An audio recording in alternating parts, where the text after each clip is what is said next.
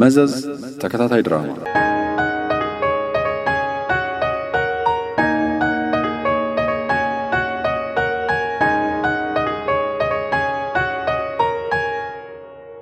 ደራሲ ቤዛ ኃይሉ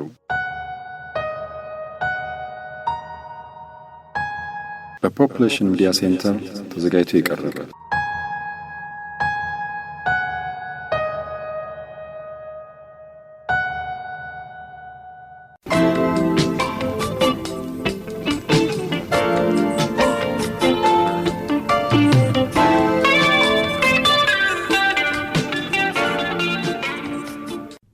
በቃ ማዬ ጫካ እኮ በሰላም ነው የመጣው። በቃ ተረጋጊ።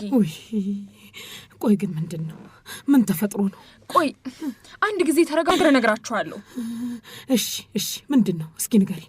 ጠዋት ሰዎች ሊጠልፉኝ ሲሉ እሱ ነው ደርሶ ያዳነኝ። ምን? አዎ ወደ ትምህርት ቤት እየሄድኩኝ እያለ ሊጠልፉኝ ነበር። ወይ አዎ እየተከታተሉኝ ነበር እና ጫካ የሆነ ቦታ ውስጥ ደብቆ ነው ያዳነኝ። ወይ ተመስገን አምላኬ። እና በቃ ደህና ነሽ? ምንም አልሆንሽም? የኔ ልጅ ምንም አልሆንኩም እማዬ፣ ምንም አልሆንኩም። በጣም ደህና ነኝ፣ አታስቢ። እንዴ ቆይ እስቲ ካሰች፣ አንቺ ካሰች ወዴት ሄዳ ነው? ምን ሆና ነው ጥላን ሄደችው? ተያት ሂድ እማዬ፣ ስራዋን ስለምታውቅ ነው። ስራዋን? የትኛውን ደግሞ? እሱም በኋላ እነግርሻለሁ እማዬ። አሁን ግን በቃ ተያት ሂድ። እርግጠኛ ነሽ ግን ልጄ? አንቺ ደህና ነሽ? ምንም አልተጎዳሽ? አረ ገና እኮ አጠገቤም አልደረሱም እማዬ። ገና ሳይደርሱብኝ ነው ጫካ መጥቶ ያዳነኝ። አቤት አምላኬ! አቤት አምላኬ! ዛሬም ከጉዳ ወጣኝ ማለት ነው። ተመስገን። ድሮስ ጠባቂ የምታዘጋጅና የምትልክ አንተ አይደለ? ተመስገን። በል እስኪ ና ተቀመጥ የኔ ልጅ። ና ቁጭ በል እዚህ ጋር እስኪ። አይ እኔ እንኳን ልሂድ፣ ላደርሳት ብቻ ነው የመጣሁት። እባክህ ቁጭ በልና ምሳ በልተህ ትሄዳለህ። አዎ እማዬ፣ ምሳም አልበላም፣ እኔም እሱም አልበላንም። እኔ አፈር ልብላለች ልጅ፣ እኔ አፈር ልብላ። ውይ በቃ እባካችሁን ቁጭ በሉ። አፈር ስሆን ቁጭ በል እባክህ። በሉ ቁጭ በሉ። ደህና ዋላችሁ። እንዴ መምህር ከድር፣ እንዴት ነሽ ፍርዬ? ሰላም ነሽ? ደህና ነኝ ቲቸር። እንዴት መጣችሁ? ሰላም የተፈጠረውን ነግራኝ ወደ ተደበቅሽበት ቦታ ስንመጣ ወጥታችሁ ስትሄዱ አየናችሁ። ስለዚህ ደህንነትሽን ለማጣራት ተከትለናችሁ መጣን። ውይ ሰላም፣ አትናገሪ ብዬሻል ነበር። ቲቸርን ለምን አስለፋሻቸው?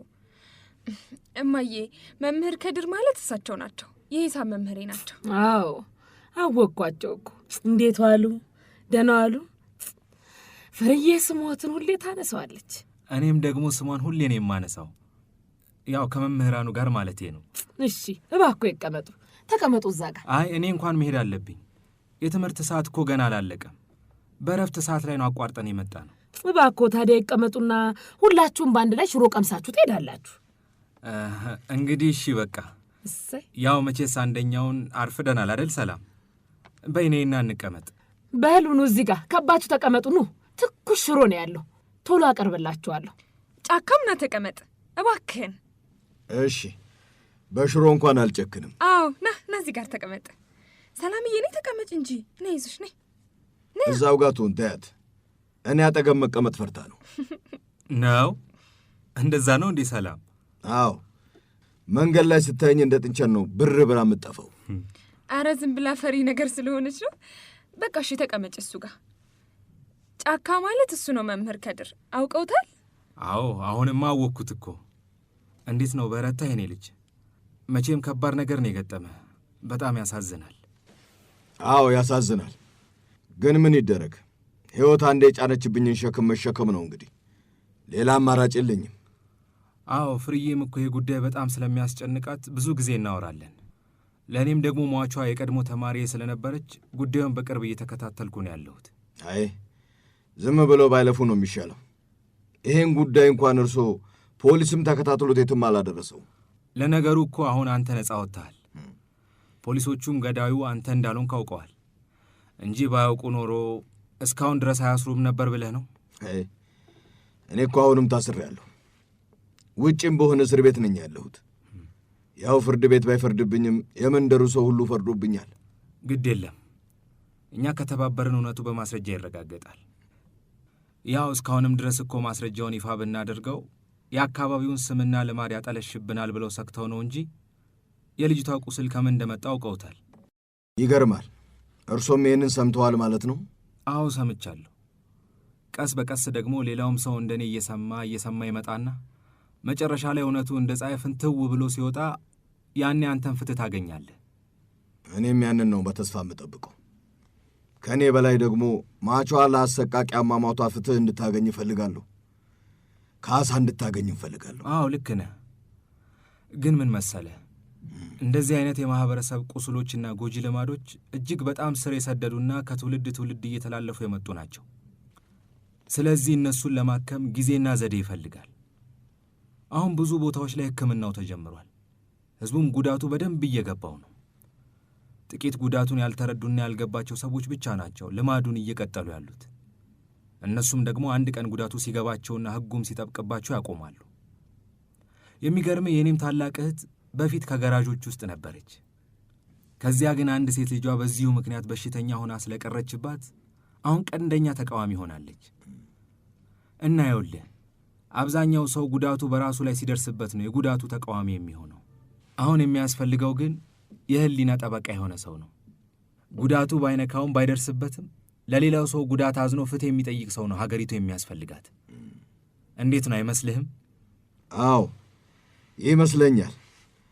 ከእርሶ ጋር ተስማምተናል። እውነት ነው። ተመችተውኝ። ፍርዬ አቤት አስታጥቢ።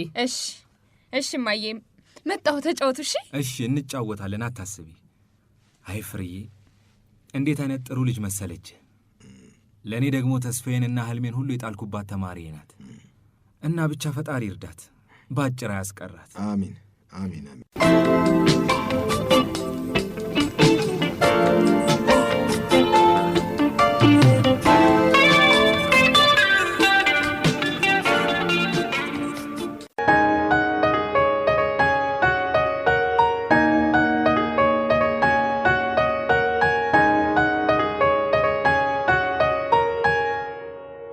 መዘዝ ተከታታይ ድራማ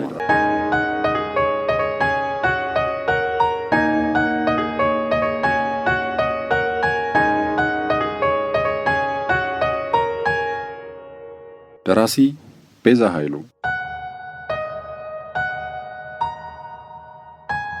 በፖፑሌሽን ሚዲያ ሴንተር ተዘጋጅቶ የቀረበ